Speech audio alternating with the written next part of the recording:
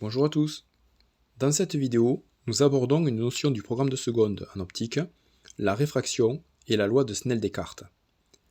Nous allons l'utiliser pour calculer un angle réfracté. Dans l'exemple, un dioptre sépare deux milieux d'indices différents.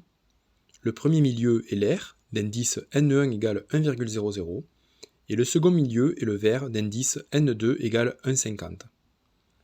La normale désigne l'axe perpendiculaire au dioptre. Le rayon incident traverse le premier milieu, puis, en traversant le dioptre, il subit une déviation, c'est la réfraction de la lumière. Le rayon traversant le second milieu est appelé rayon réfracté. Les angles incidents et réfractés sont pris par rapport à la normale et sont respectivement notés I1 et R.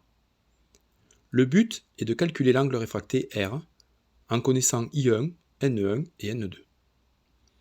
Nous utilisons donc la loi de Snell-Descartes qui lie les angles I1, R et les indices N1 et N2.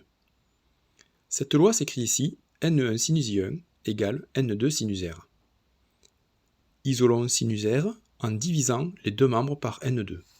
Nous obtenons sinus R égale N1 sinus I1 divisé par N2. Effectuons l'application numérique. Sinus R égale 1,00 sinus 30 degrés divisé par 1,50. La valeur trouvée correspond au sinus de l'angle R. Pour obtenir la valeur de l'angle, nous utilisons la fonction inverse de sinus, notée ici sinus moins 1, qui en réalité correspond à la fonction mathématique arcsinus. Le calcul nous donne R égale 19,5 degrés. Nous ne devons pas écrire l'étape R égale sinus moins 1 de la valeur trouvée, mais directement la valeur de l'angle. Notons aussi que si N2 est supérieur à N1, comme c'est le cas ici, alors R est plus petit que I1.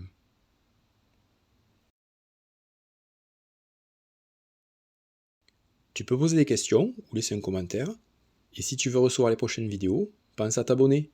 À bientôt!